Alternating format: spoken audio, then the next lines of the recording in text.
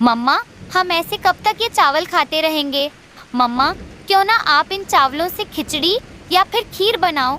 लेकिन छुटकी खीर या खिचड़ी बनाएंगे तो उसके लिए चूल्हा जलाना पड़ेगा और हमारे पास लकड़ियाँ नहीं हैं।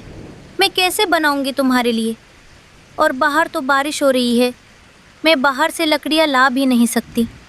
इसलिए मुझे आस पड़ोस में पता करना होगा, शायद किसी के पास सूखी लकड़ियाँ मिल जाए। हाँ तो ठीक है मम्मा, आप किसी से पूछ लीजिए पड़ोस में। क्या भी जाती हूँ गोरी के यहाँ पे। वहीं दूसरी तरफ आलसी गोरी कौवी अपने घोंसले में खर्राटे मारकर सो रही थी। तभी उसका पति गुस्से में उससे कहता है, अरे ओ गोरी, कब तक सोती रहोगी? यहाँ भूख से मेरा बुरा हाल हो रहा है। अरे क्या बात है, क्यों हर समय बड़बड़ाते रहते हो? जरा मैं थोड़ा बहुत सोती हूँ तो मुझे सोने दिया करो, क्यों कान में चिल्लाते हो? गोरी, थोड़ी बहुत तो शर्म करो। उठो, मुझे कुछ खाने के लिए दे दो, मुझे भूख लगी है। अब ऐसे ही बैठी मत रहो मेरे सामने। देखो कालू जी, मुझसे कोई खाना नहीं बनाया जाएगा। बाहर बारिश हो रही है, जब तक बारिश चलती रहेगी मैं कोई काम नहीं करूँगी, ना खाना बनाऊंगी ना घर का काम। मैं बस सोऊंगी, इसलिए मुझे सोने दो, मुझसे कोई काम नहीं होगा। हे ऊपर वाले, ये आपने मुझे कैसी बीवी दी है? मुझे भूखा ही रखती है हर समय। अब मेरे ऊपर एक मेहरबानी करना, अगले जन्म में मुझे अच्छी बीवी देना या फिर मुझे कुंवारा ही रखना। इससे अच्छा तो मेरी शादी ना होती। कालू कौवा अपने मन में ऐसे सोच रहा था। तभी रीमा चिड़िया वहां आ जाती है और तब कालू उससे कहता है, रीमा, तुम और बताओ कैसे आना हुआ इतनी तेज बारिश में? कालू भैया, मैं आपके घर सूखी लकड़ियों का पूछने आई हूँ।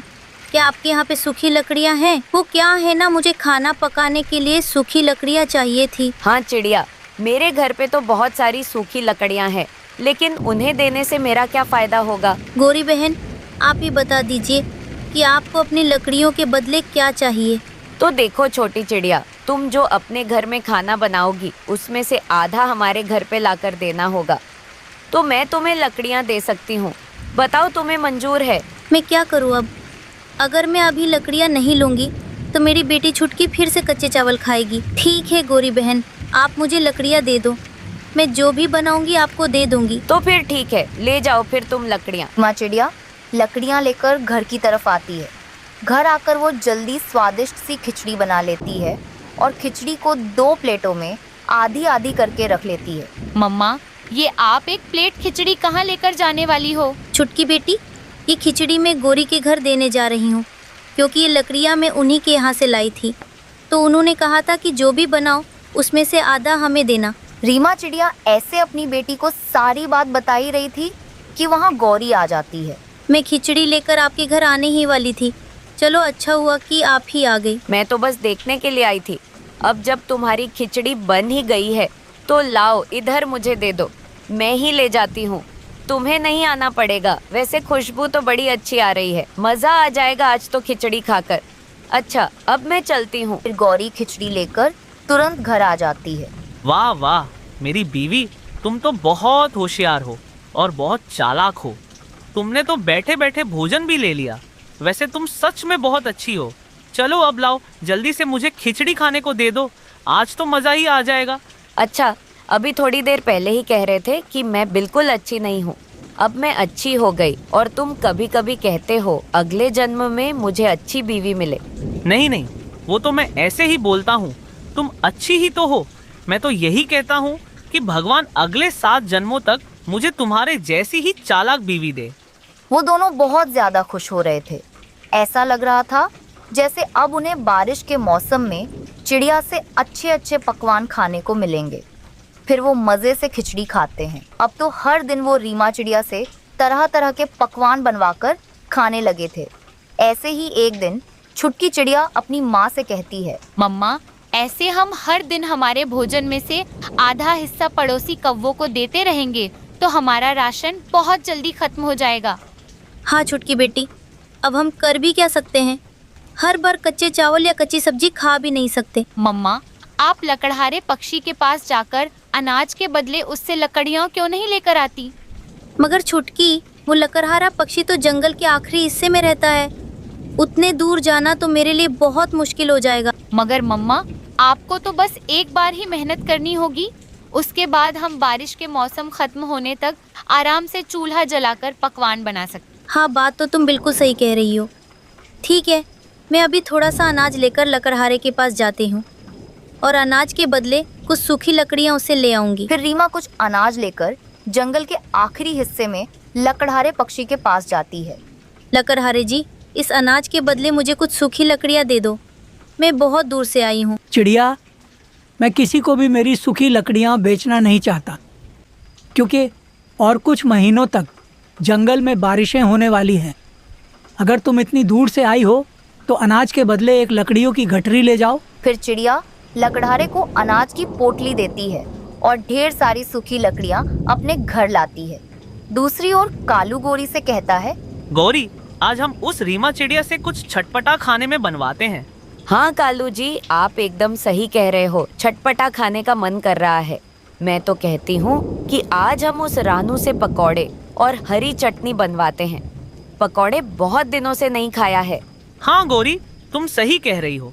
बहुत दिनों से पकौड़े ही नहीं खाया है, तो ऐसा करो, तुम यही बनवा लो। गौरी ऐसे चिड़िया के पास आ जाती है और उससे कहती है, अरे सुनो चिड़िया, मैं ये बोलने आई हूँ, आज तुम पकौड़े बना देना खाने में। बहुत दिन हो गए पकौड़े नहीं खाया, इसलिए मेरा और मेरे पति का पकौड़े खाने को मन कर रहा है। गोरी बहन, अब मैं आपको खाना नहीं दे पाऊंगी। लेकिन चिड़िया, अब तुम लकड़ियाँ कहाँ से ले आओगी? नहीं गोरी बहन, मैंने लकड़हारे पक्षी से अपने लिए सूखी लकड़ियाँ खरीद लिए। ये सुनकर गौरी उदास होती है। चिड़िया, तुम क्या कह रही हो? तुम्हें पहले बताना चाहिए था। अब मैं और कालू क्या खाएंगे? अच्छा ठीक है गोरी, आज के लिए तुम मेरे घर से भोजन ले जाओ। मैंने दम आलू बनाया है। और याद रखना, कल से तुम मेरे घर मत आना, तुम खुद अपने लिए भोजन बनाओ। अच्छा, तुम मुझे ये दम आलू ही दे दो। फिर रीमा गौरी को एक प्लेट में दम आलू डाल कर देती है। फिर गौरी वहाँ से चली जाती है और उस दिन से चिड़िया अपने लकड़ियों से ही भोजन बनाने लगती है। छुटकी अपनी मम्मा से बातें कर रही थी। मम्मा, मुझे फल खाने का बहुत मन कर रहा है। रोज रोज दाना मेरे गले में से उतर नहीं रहा है। मैं 2 दिन से भूखी हूँ, लेकिन मम्मा अब मैं और भूखी नहीं रह पाऊंगी। आज मुझे अपनी पसंद का खाना है। आप मेरे लिए कहीं से भी फल लेकर आओ। मेरा फल खाने का बहुत मन है। मम्मा, अगर आप मेरे लिए फल नहीं लेकर आई ना, तो मैं बहुत रोऊंगी और जंगल को इकट्ठा कर लूंगी। फिर सब पक्षी कहेंगे कि छुटकी की मम्मा ने उसे फल नहीं दिया है खाने को। ये सुनकर उसकी मम्मा बोली, अच्छा मेरी बेटी, ये बात है। जंगल में तो बाकी का और भोजन मिलता है, पर पता नहीं फल कहाँ मिलेगा। लेकिन तुम चिंता ना करो, मैं तुम्हारे लिए फल जरूर लेकर आऊंगी। चाहे उसके लिए मुझे कुछ भी करना पड़े, पर तुम्हें फल जरूर खिलाऊंगी। फिर रीमा अपनी बेटी को सुला देती है। फिर वो घर से निकल जाती है और उड़ते उड़ते सोचती है कि अब उसे फल कहाँ से मिलेंगे। वो उड़ते हुए बहुत दूर निकल जाती है और थक जाती है, पर उसे एक भी फल नहीं मिलता। जब वो घर लौट रही थी तो उसे अजीब सी खुशबू आती है। वो खुशबू तो किसी फल की थी। अरे ये क्या? ये तो अंगूर की मीठी खुशबू है, पर ये इस जंगल में से कैसे आ रही है? मैं देखती हूँ। रीमा उस खुशबू की तरफ आती है। वो खुशबू उसके घर के आंगन से आ रही थी। वहाँ अंगूर की बेल थी। अरे वाह, यहाँ पे तो बहुत अंगूर हैं। मैंने बहुत दिन पहले कुछ बीज अपने आंगन में बो दिए थे। सोचा था अनाज के बीज हैं, लेकिन ये तो अंगूर के बीज हैं। मतलब अब मेरी बेटी छुटकी को फल खाने के लिए मिल जाएंगे। मुझे तो लगा था कि फल मिलेंगे ही नहीं। अब तो मेरी बेटी का सपना पूरा हो जाएगा। ये कहकर रीमा वहाँ से एक अंगूर का गुच्छा तोड़ती है और अपनी बेटी के लिए घर लेकर आती है। मम्मा, आपने तो सच में मेरे लिए फल लाई हो। अब तो मैं हर दिन अंगूर खाऊंगी, क्योंकि अब तो मेरे घर के आंगन में ही अंगूर की बेल है। हाँ खा लेना, लेकिन अभी नहीं, कुछ दिन बाद। अभी अंगूर बहुत कच्चे हैं। कच्चे अंगूर से गला खराब हो जाता है। छुटकी अंगूर खाती है और बहुत खुश होती है। उसे खुश देखकर रीमा भी खुश हो जाती है। लेकिन रीमा के पड़ोस में कौवी रहती थे। गौरी अपने घर की खिड़की से सब देख रही थी। इस छोटी चिड़िया के तो आजकल मजे ही मजे हैं। रहती छोटे से घर में है और अब तो अंगूर वाली चिड़िया बन गई है। उसके आंगन में अंगूर की बेल है और यहाँ हमें देख लो, हमारे नसीब में तो सूखा दाना है। मुझसे तो चिड़िया की मुस्कुराहट देखी नहीं जाती है। मुझे कुछ ना कुछ तो करना होगा। ये कहकर गौरी अपने दोस्त कबूतर के पास जाती है। गौरी, क्या हुआ? चिड़िया की खुशियों को देखकर फिर से तुम्हारे पेट में दर्द हो रहा है? तुम तो किसी को खुश देख ही नहीं सकती हो, तुम्हें बहुत ज्यादा जलन होती है। हाँ कबूतर, चले क्या वहाँ से अंगूर खाने चिड़िया की बेल से? तुम तो जानते ही हो कि अब तो मुझे सूखे दाने खाए नहीं जाते। अरे गौरी, चिड़िया के अंगूर की चोरी। हाँ चलो चलो, हम अंगूर लेकर खाएंगे आज तो। रात हो जाती है। चिड़िया और उसकी बेटी घर में सो रही थी। वहीं गौरी और कबूतर अंगूर के बेल के पास पहुंच जाते हैं। अरे वाह, आज तो मुझे मजा ही आ जाएगा। आज तो मैं मजे से अंगूर खाऊंगी। गौरी चुप कर जाओ और धीरे बोलो, नहीं तो वो चिड़िया नींद से उठ जाएगी। अब जल्दी से हम अंगूर तोड़ते हैं, कहीं वो चिड़िया उठकर बाहर ना आ जाए। गौरी अपनी चोंच से अंगूर तोड़ती है और खाने लगती है, लेकिन वे अंगूर बहुत कच्चे थे। कच्चे अंगूर खाने से गौरी का गला खराब हो जाता है। उसके मुंह से आवाज भी नहीं आ रही थी। वो दर्द से रो रही थी। गौरी, तुम्हारा गला लाल हो गया है, क्या हो गया तुम्हें? अरे बाप रे, अब तो मुझे तुम्हारी आवाज भी नहीं आ रही है। कबूतर की आवाज सुनकर रीमा उठ जाती है। अरे ये क्या, ये आवाज कैसी आ रही है शोर की? कहीं कोई मेरे अंगूर चोरी तो नहीं कर रहा है? मैं देखती हूँ बाहर जाकर क्या हो गया है। रीमा बाहर आती है। ये क्या हो गया है कबूतर भैया? ये गौरी के मुंह से आवाज क्यों नहीं आ रहा है?